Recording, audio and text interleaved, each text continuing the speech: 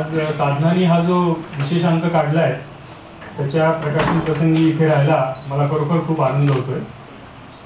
कारण आदर्श पाटील, विकास वाळके आणि श्रीकृष्ण शेवाळे या तिघा युवकांनी भारताच्या अंतर्भागातील आदिवासी भागामध्ये सायकलवर प्रवास करण्याचं हे जे साहस केलंय त्याच्याबद्दल त्यांचं कौतुक करावं तितकं थोडंच आहे. आणि ही अतिशय लोकविलक्षण अशी गोष्ट आहे की एरवी समाजामध्ये असं घडत नसतं. आणि ते नुसतंच धाडस करून आलेत असं नाही, तर त्याचा आता वृत्तांतही त्यांनी प्रकाशित केलेला आहे. म्हणजे त्यांच्या या कृतीला अनेक परिमाण आहेत आणि ती सगळी परिमाणं डायमेन्शन लक्षात घेतली तर मग ह्या कृतीची जी मौलिकता आहे ती सहजच आपल्या लक्षात येईल. आता पहिल्यांदा ताबडतोब लक्षात येणारी गोष्ट म्हणजे हे तिघही जण 20-25 तरुण आहेत. तर आता देश घडवण्यामध्ये युवकांचा वाटा असतो आणि युवकांचा सहभाग फार महत्वाचा असतो असं आपण येता जाता म्हणत असतो. पण प्रत्यक्षात हे कसं करायचं किंवा प्रत्यक्षात हे कसं केलं पाहिजे याच्याबद्दल काही आपण बोलत नाही, त्याच्याबद्दल मौन बाळगतो. मुख्य म्हणजे ही गोष्ट युवकांनी स्वतः ठरवायची असते. हा जो भाग आहे त्याच्याबद्दलही आपण कधी काही बोलत नाही.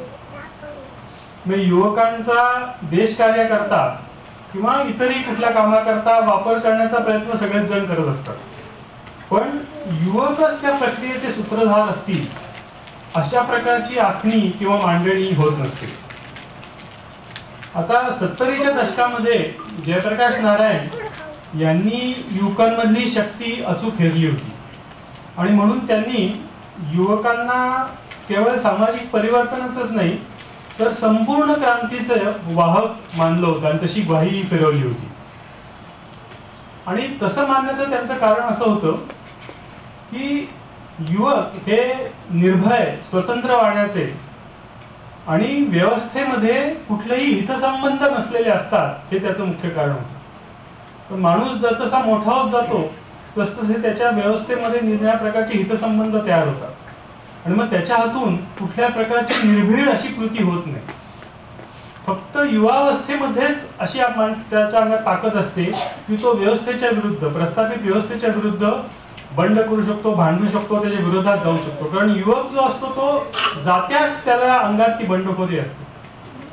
त्यामुळे व्यवस्था बदलाची जी कृती आहे ती युवक अतिशय सहजपणे करू शकतात आणि तो बदल कसा करायचा हे त्यांचा तेच ठरवू शकतात. तर गेल्या काही वर्षात असं झालं होतं की व्यवस्था परिवर्तनामध्ये हा जो युवकांचा अग्रभाग आहे तो जणू विस्मरणात गेल्यासारखा झाला होता. म्हणजे व्यवस्था बदल इतर घटकांनी निर्णय करावेत किंवा त्यांच्या हातून केले जावेत अशा प्रकारचं एक वातावरण आहे. तर अशा पार्श्वभूमीवर ह्या तिघांनी खरोखर युवकच कसे त्या परिस्थितीचे किंवा बदलाचे अग्रदूत असू शकतात याचं एक अतिशय सुंदर असं दिग्दर्शन आपल्या समोर केलेलं आहे. हे त्याचं पहिलं वैशिष्ट्य आहे की युवक नक्की काय करू शकतात याचा एक वस्तुपाठ त्यांनी आपल्याला दिलेला आहे. ह्याला जोडून जी गोष्ट आहे ती म्हणजे साहस. म्हणजे हे नुसते युवक नाहीये तर साहसी युवक आहेत. आता साहस ही युवावस्थेची एक निशाणी आहेच, पण तिला थोडस राष्ट्रीय किंवा आंतरराष्ट्रीय परिमाण सुद्धा आहे. युरोपियन लोकांच्या तुलनेत आपण भारतीय लोक किंवा आपलं भारतीय मन एवढं साहसी नसतं. पूर्वी कधी काळी आपल्या लोकांनी साहसी दर्यावर्तीपणा दाखवला असेल, पण मध्ययुगामध्ये आपली सगळी सामाजिक व्यवस्था ही संकुचित, कुचमलेली आणि चिरफाळलेली झाल्यामुळे साहस नावाच्या गुणाचा जणू काही भारतीयांच्या दृष्टीत किंवा भारतीयांच्या अंगात याचा जणू लोपच झालेला होता. म्हणजे समुद्रोल्लंघन हे असं एक पाप मानलं गेलं की त्याचं प्रायश्चित्त घ्यायला लागायचं. ह्याच्या उलट युरोपियन लोक जसं बेदरकारपणे नव्या अज्ञात जगाच्या शोधाला निघाले तसं त्या काळातल्या भारतीयांनी केलं नाही. आणि युरोपियन लोकांचा वर्चस्मा सगळ्या जगभर पसरला त्याचं मुख्य कारण त्यांच्या या साहसी वृत्तीमध्ये होतं. म्हणजे कोलंबस हे त्याचं एक प्रतीक आहे, पण इतरही अनेक असे धाडसी प्रवासी निघाले की ज्यांनी कुठल्याही हाल अपेष्टांची पर्वा न करता स्वतःचा जीव धोक्यात घालून नवे नवे प्रदेश धुंडाळले. आणि आजही त्यांच्यामधली ही वृत्ती लोपलेली नाही. तर मी या कार्यक्रमाला येत होतो तेव्हा माझ्या मुलांनी जेव्हा हे सायकल प्रवासाचं वर्णन ऐकलं तेव्हा मला एका स्वीडिश साहसी वीराची गोष्ट सांगितली. त्याचं नाव गोरान क्रॉप. हे तुम्ही जर इंटरनेटवर टाईप केलं तर किंवा गुगल केलं तर तुम्हाला त्याची माहिती कळेल. तर ह्या गोरान क्रॉपनी 1995 साली म्हणजे तो 29 वर्षाचा असताना तो स्वीडनमधून सायकलवर एकटा निघाला आणि त्यांनी 13,000 किलोमीटर अंतर सायकलवर एकट्याने कापून तो एव्हरेस्ट शिखराच्या पायथ्याला आला. आणि तिथे आल्यानंतर त्यांनी एकट्याने ऑक्सिजन न घेता आणि कुठल्याही शेर्पाची मदत न घेता एव्हरेस्ट शिखर चढ केले आणि नंतर तो परत गेला. आणि एवढंच नाही तर पुन्हा 3 वर्षांनी तो आपल्या मैत्रिणीसोबत आला आणि त्यांनी पुन्हा एकदा एव्हरेस्ट शिखर सर केले.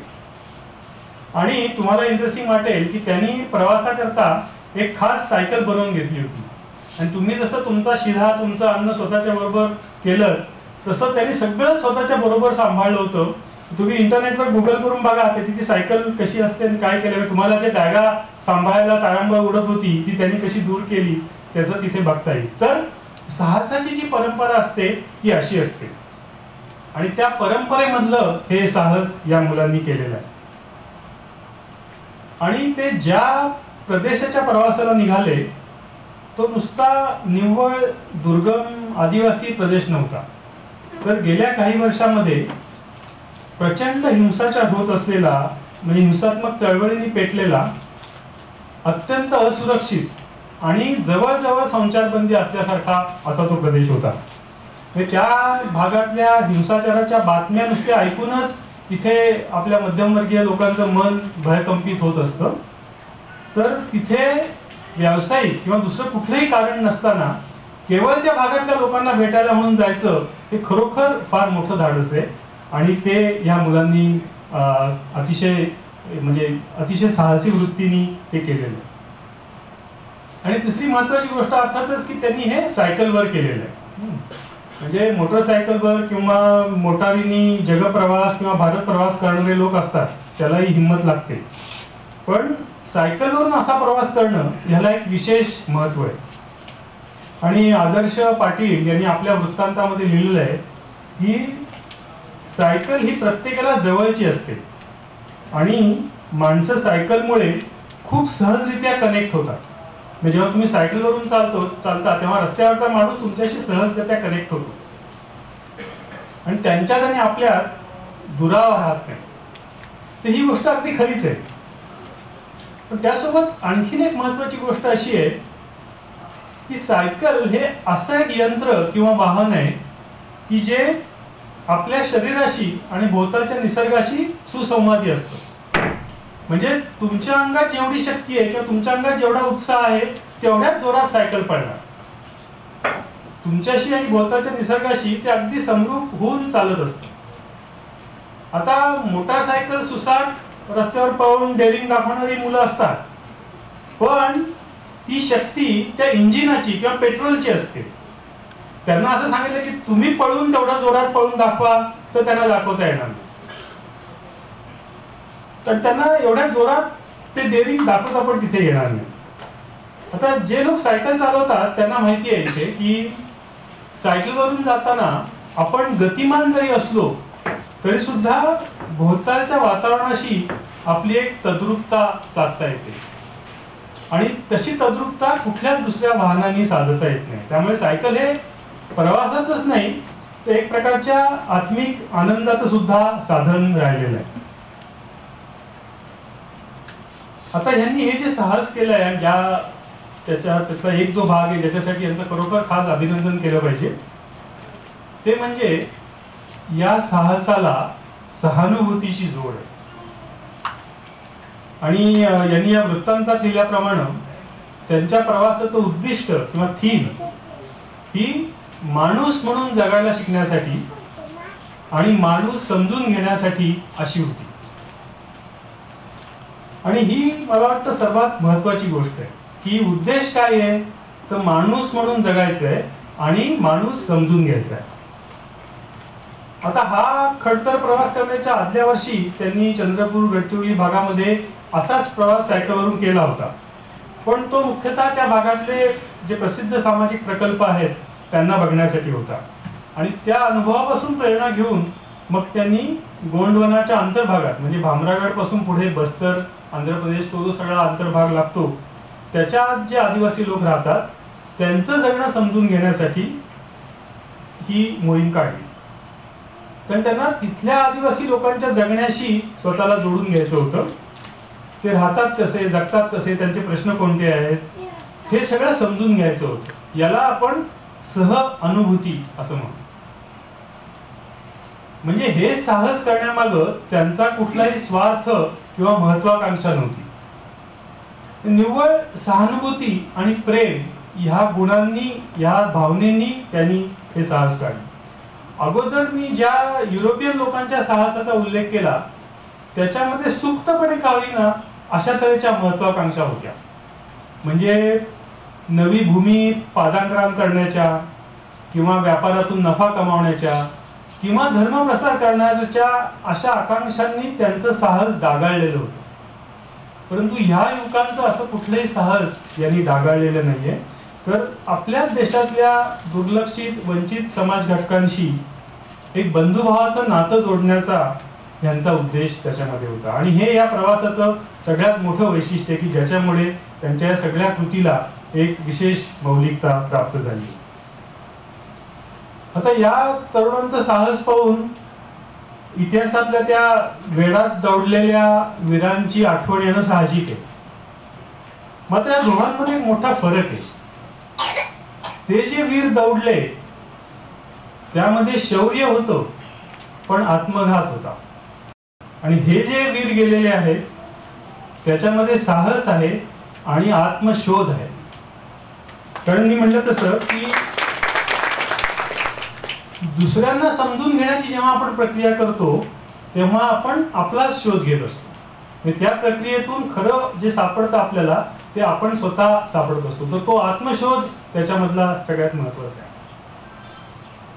आता माझ्यासारख्या लेखकाच्या दृष्टिकोनातून पाहिलं तर यांनी हे जे साहस केलेलं आहे आणि प्रवास केला आहे तोच केवळ उल्लेखनीय नाहीये, तर त्यांनी तो लिहून ठेवला आहे हे जास्त महत्वाचं आहे. कारण यांनी हे लिहून ठेवलं नसतं तर हा अनुभव सगळा ह्यांच्या पुरताच राहिला असता किंवा वर्तमानपत्रातल्या बातम्यांपुरताच राहिला असता. पण आता तो लिहिला गेल्यामुळे एक महत्वाचा सामाजिक दस्तावेज आपल्या हाती मिळालेला आहे. आणि त्या दस्तावेजाची आणि त्यातून व्यक्त झालेल्या दृष्टिकोनाची म्हणून पण काही खास वैशिष्ट्य आहे. सर्वात पहिलं की हा जो दस्तावेज आहे हा ज्याला आम्ही मानवशास्त्रीय म्हणतो म्हणजे अँथ्रोपॉलॉजिकल अशा प्रकारचा दस्तावेज आहे. म्हणजे त्यातलं लिखाण आदिवासी समाजाबद्दल आहे म्हणूनच नाही, तर त्या अनुभवाचं सूत्र जे त्यांनी घेतलं होतं की माणूस समजून घेण्याचं, त्याच्यामुळे ते झालेलं आहे. कारण मानवशास्त्र म्हणजे दुसरं तिसरं काही नसतं. माणूस समजून घ्यायचा ह्यालाच मानवशास्त्र किंवा अँथ्रोपॉलॉजी असं म्हणतात. तसं पाहिलं तर यांच्यापैकी कोणीच रूढ अर्थाने मानवशास्त्राचा विद्यार्थी नाहीये, पण त्यांचा हा जो दृष्टिकोन आहे हा दृष्टिकोन मानवशास्त्रीय आहे. आणि तसा तो असल्यामुळे ही जी माणसं यांना दिसत आहेत, जे समाज त्यांच्या भोवती दिसतोय त्याच्याबद्दलची निरीक्षणं ते आपल्या वृत्तांतामध्ये नोंदवत आहेत. आणि ते बघत असताना त्यांच्या मनामध्ये जे विचार तरंग उमटतायत त्याची तिथे ते नोंद करतायत.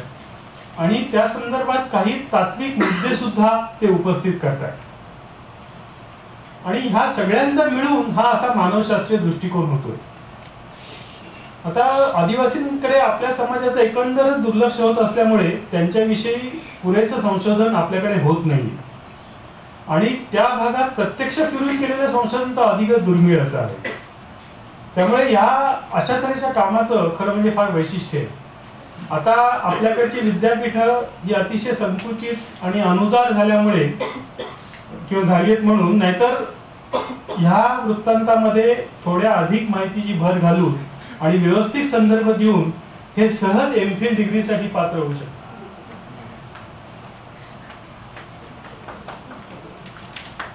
आता तुम्ही जेव्हा वृत्तांत वाचाल त्यावेळी तुम्हाला त्यातून मध्य भारतातल्या आदिवासी जीवनाचं एक यथार्थ असं दर्शन घडेल. मी त्या अंकामध्ये जी छायाचित्र दिली आहेत त्याच्यावरूनच नाही, तर ह्या तरुणांनी जे त्या जीवनाचं शब्दचित्र रेखाटलेलं आहे त्याच्यावरून. आणि हे वर्णन जर कोणाही माणसाने वाचलं तर त्याचं किंवा तिचं आदिवासी जीवनाबद्दलचे गैरसमज आणि अज्ञान हे दूर होतील. या आदर्शाने आपल्या लेखात सुरुवातीलाच म्हटलंय की हा भाग दुर्गम किंवा अविकसित वाटला तरी इथली माणसं माणूस म्हणून फार पुढे गेलेली आहे. आणि श्रीकृष्ण आणि विकास यांनी पण आपल्या लेखात लिहिलेलं आहे की आमच्या वस्तू तिथे अनेकदा लोकांनी त्या हाताळल्या पण कोणीही चोरी केली. आणि काही वेळा काही लोकांना जेव्हा असा मोह झाला तेव्हा तिथल्या वडीलधाऱ्यांनी त्यांना सांगितलं की अजिबात तसं करायचं नाही, कारण बस्तरचं नाव खराब होईल, म्हणून कोणीही तसं केलं नाही. तर ह्या वर्णन तुम्ही जर वाचल्यावर तुमच्या लक्षात येईल की आदिवासी एका विशिष्ट जीवन पद्धतीने राहतात आणि ती जीवन पद्धत आपल्यापेक्षा वेगळी आहे. म्हणजे ती शहरी आधुनिक औद्योगिक नाहीये, पण ती तशी नाहीये म्हणून ती मागास आहे असं मात्र अजिबात नाहीये. त्यांचं जगणं वेगळं वाटतं पण ते मागासलेलं नाहीये. ती जगण्याची एक विशिष्ट पद्धत आहे आणि आपण सगळेजण सुद्धा एकेकाळी त्याच पद्धतीने जगत होतो. पण आपल्यातले काही हिस्सा उठून खेड्यातून उठून शहरात आणि हे आज आपल्या तऱ्हेने जगायला लागलो म्हणून. पण ती काहीतरी मागास पद्धत आहे आणि ही आधुनिक पद्धत आहे असं अजिबात ग्रह करून घ्यायचं कारण नाही. आणि त्याच्यातून जे ध्वनित होतं की त्यांच्या ज्या उपजीविकेच्या पद्धती आहेत त्याच्यामध्ये शेती आहे, जंगलातून जे वनोपज मिळतं ते आहे, पशुपालन आहे, कोंबडी पालन आहे आणि काही प्रमाणात मजुरी आहे. तर अशा तऱ्हेच्या सगळ्या योजनांमधून त्यांचा मेळ घालून जर एक उत्पादक रचना केली तर आणि त्याला वीज, शिक्षण, आरोग्य ह्या गोष्टींची जर जोड दिली तर त्यांना चांगलं जीवन जगता येणं शक्य आहे. पण तसं करण्याची संधी आणि तसं करण्यासाठीचा अवकाश म्हणजे स्पेस आपली सध्याची व्यवस्था त्यांना देत नाही आणि ही त्यातली खरी समस्या आहे. आणि आदर्शांनी अगदी अचूक म्हटलेलं आहे की आदिवासी संस्कृतीचा खेळ खंडोबा सुरू आहे आणि तो बिचारा तिथल्या भयान काळोखात सुन्न होऊन बसलेला आहे. आणि या प्रवासामधलं एक निरीक्षण फार मनोरंजक पण अतिशय विदारक असं आहे. म्हणजे या तिघांपैकी आदर्श आणि श्रीकृष्ण ही नावं तिथल्या लोकांच्या कधी लक्षात राहायची नाही, पण विकास हे नाव मात्र लक्षात राहायचं, कारण तो शब्द कायम त्यांच्या कानावर पडलेला होता जरी त्या भागाचा विकास झालेला नसला तरी. पण आदिवासी जीवनाचं केवळ दर्शन घडवून हे तिघजण थांबलेले नाहीये.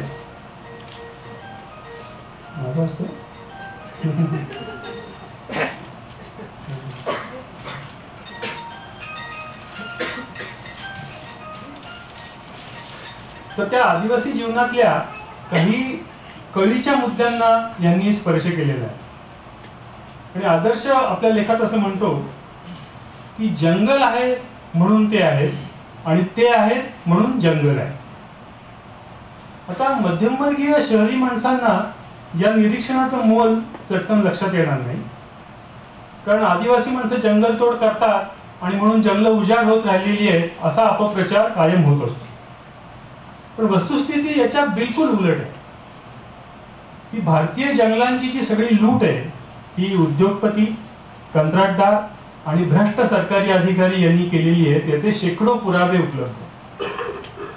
या उलट आदिवासींची परंपरा मात्र ही साधन संपत्ती आपण कशी जपून वाढवू अशा प्रकारची राहिलेली आहे. कारण अगदी साधी गोष्ट आहे की जो जंगल वापरतो त्यालाच ते जंगल टिकवण्यामध्ये रस असतो.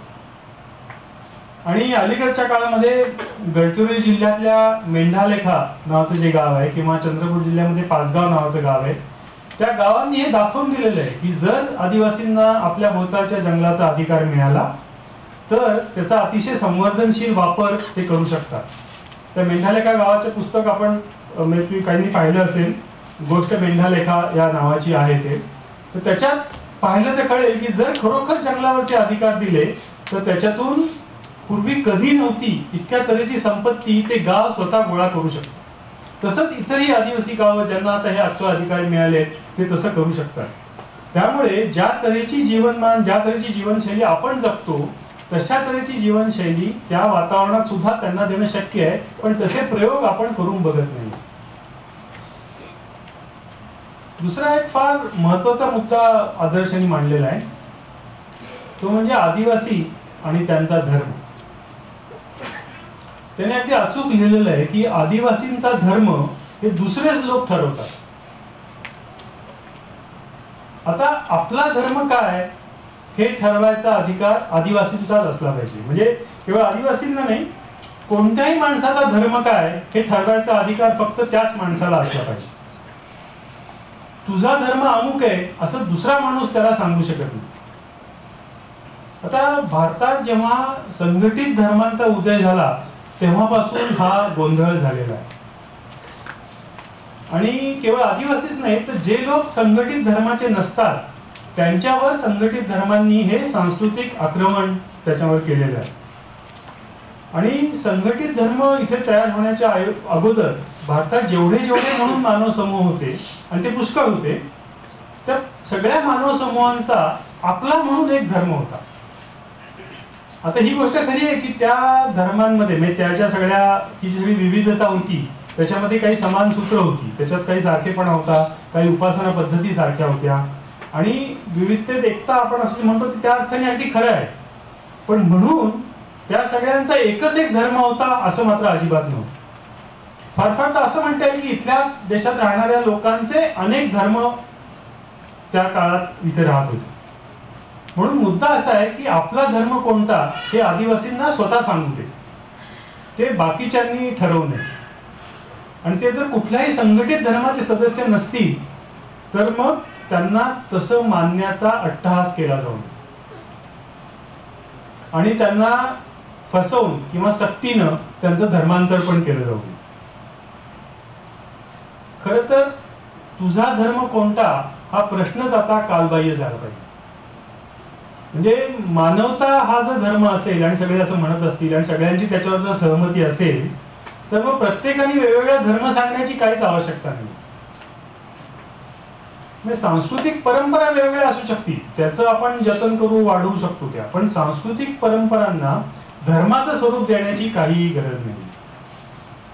आणि ज्या धर्मोत्तर म्हणजे पोस्ट रिलिजियस सोसायटीकडे सगळ्या जगाला जायचंय, तिकडे जाताना भारतातले आदिवासी हे आपले अग्रदूत असू शकतील आणि तसं असण्याचा पूर्ण अधिकार आपण त्यांना दिला पाहिजे. आणखी एक महत्वाचं निरीक्षण यांनी या वृत्तांतामध्ये नोंदवलेलं आहे ते म्हणजे भाषेचं. आता गोंड आदिवासी जे आहेत ते अनेक राज्यात विखुरलेले आहेत. म्हणजे अगदी उत्तर प्रदेश, मध्य प्रदेश, छत्तीसगड, महाराष्ट्र, आंध्र प्रदेश, ओडिसा या सगळ्या राज्यांमध्ये. आणि जिथे जिथे ते राहतात त्या प्रत्येक ठिकाणी त्यांना परक्या भाषेमध्ये शिक्षण घ्यावं लागतं आणि तसं ते घ्यावं लागत असल्यामुळे त्यांच्या शिक्षणाची पूर्ण ससेहोलपट झालेली आहे. त्यांनी आदर्शांनी मांडलेला हा मुद्दा पण बरोबर आहे की खरोखर जर भाषावार प्रांत रचनेच्या तत्वावर राज्यांची निर्मिती करत होतात तर मग गोंडी भाषेच्या तत्वावर गोंडवनाची सुद्धा निर्मिती करायला पाहिजे होती. आणि हे अगदी खरं आहे, कारण गोंड समाज जो आहे तो गंगेच्या दक्षिण तीरापासून ते गोदावरीच्या उत्तर तीरापर्यंत पसरलेला आहे. म्हणजे आम्ही मानवशास्त्रीय भाषेत गोंड समाजाची वस्ती कुठे असं म्हणतो तर गंगेपासून गोदावरीपर्यंत असं त्याचं म्हणतात. आणि तुम्ही मनाशी कल्पना करा की हा केवढा मोठा भूभाग होतो. म्हणजे मग जेव्हा महाराष्ट्र, आंध्र, गुजरात अशी जेव्हा राज्य केली तेव्हा गोंडी भाषेचं असं राज्य करायला हवं होतं. तसं न झाल्यामुळे या सगळ्या गोंड समाजाची तो महाराष्ट्र देशामधला मला प्रतिप्रमाणे क्रमांक 1 चा आदिवासी समाज आहे. त्यांच्या इतकं मला नाही वाटत किंवा संथाळ असतील पण बहुतेक नाहीये. तर गोंड समाज हा एवढा मोठा असूनही केवळ त्यांची विभागणी अनेक राज्यात केल्यामुळे त्या सगळ्या मुलांच्या शिक्षणाची दुरवस्था झाली.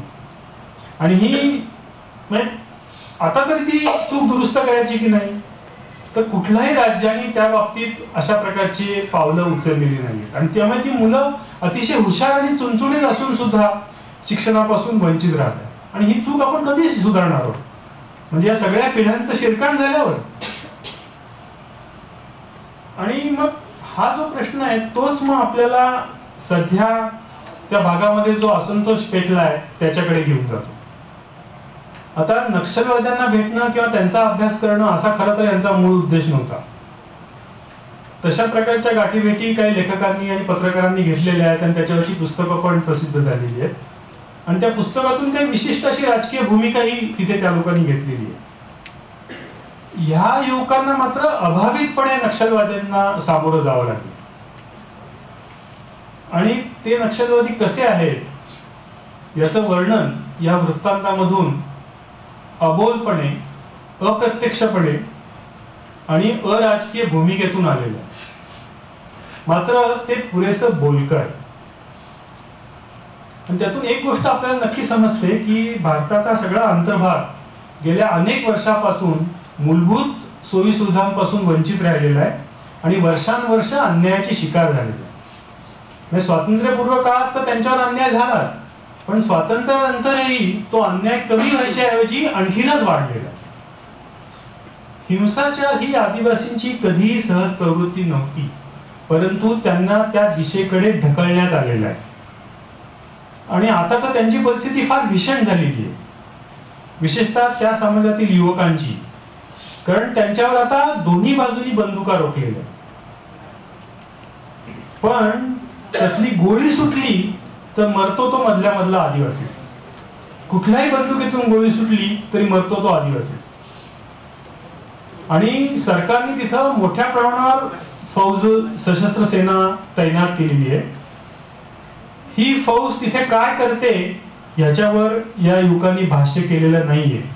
पण त्या वृत्तांताच्या शेवटी सो कॉल्ड रेस्क्यू ऑपरेशन या नावाखाली एक चित्र टाकलेलं आहे. ते पुरेसं बोलकं आहे. तुम्ही ते वाचाल त्यावेळी तुम्हाला मी काय म्हणतोय ते बरोबर समजेल. आता ह्या सगळ्या उपक्रमाचं फलित काय? तर विकासनी अचूक म्हटलेलं आहे की त्यांच्या प्रवासातल्या अनुभवाकडे नाही तर आदिवासींच्या प्रश्नाकडे समाजाचं लक्ष गेलं तर ही मोहीम कारणी लागली असं होईल. आणि ही भावना अगदी खरी आहे. या तरुणांनी हे जे साहस केलंय आणि हा जो वृत्तांत दिलाय त्यातून आपल्याच आदिवासी देश बांधवांवर आपण कसा अन्याय करतोय हे आपल्याला लक्षात येईल. आणि ही गोष्ट बाकीच्या समाजाने नीट लक्षात घ्यायला पाहिजे. मला तर असं वाटतं की सरकारी यंत्रणेने सुद्धा आपलं धोरण ठरवण्यासाठी या वृत्तांताचा आधार घ्यायला पाहिजे. आणि खरं तर त्याचं भाषांतर हिंदी किंवा हळबी मध्ये केलं पाहिजे. म्हणजे मग छत्तीसगडमध्ये सुद्धा त्याचं वितरण आपल्याला करता येईल. तर शेवटी मी म्हणेन की आधी म्हणलं तसं या तरुणांचं खरोखर कौतुक करावं तितकं थोडंच आहे. विशेषतः आजच्या सामाजिक संदर्भामध्ये की अत्यंत सर्वसामान्य घरातले 3 तरुण जेव्हा आपल्या आयुष्यातले 10-15 दिवस फक्त या गोष्टीसाठी देतात तेव्हा त्याच्यातून केवढा मोठा अनुभव आणि केवढं मोठं ज्ञान तयार होतं. आज पुण्यासारख्या शहरात शेकडो युवक युवती महिनोन महिने ढोल ताशे बडवण्यात आपली शक्ती व्यर्थ करतात. आणि त्याच्यातून काय निष्पन्न होतंय तर बहिरे कान, पोटाचे असह्य विकार आणि प्रचंड सामाजिक गोंगाट. या पार्श्वभूमीवर या तिघांनी जे केलेलं आहे ते खरोखर सगळ्या तरुणांचं डोळे उघडवणारे ठरेल. ही आपल्या तारुण्याची जी ऊर्जा, जी ताकद आहे ती कशात घालवायची आहे? ती राजकारणी आणि हितसंबंधी लोकांना त्याचा वापर करू द्यायचा आहे का खरोखर स्वतःच्या जीवनाचा सूत्रधार बनायचं आहे? हा विचार किंवा हा निर्णय प्रत्येक तरुण माणसाने करायला पाहिजे. त्यामुळे या वृत्तांताच्या प्रकाशन प्रसंगी मी या तिघांचंही अतिशय भरभरून अभिनंदन करतो. आणि मला खात्री आहे की आपल्या जीवनातली ही जी साहसाची प्रेरणा आहे ही प्रेरणा ते अशीच अभंग ठेवतील आणि तिला अभ्यासाची आणि संशोधनाची जोड देऊन समाजाला उपकारक अशी मोठमोठी कामं यांच्या हातून होतील. त्यांना त्याबद्दल शुभेच्छा देऊन हे 2 शब्द पुरे.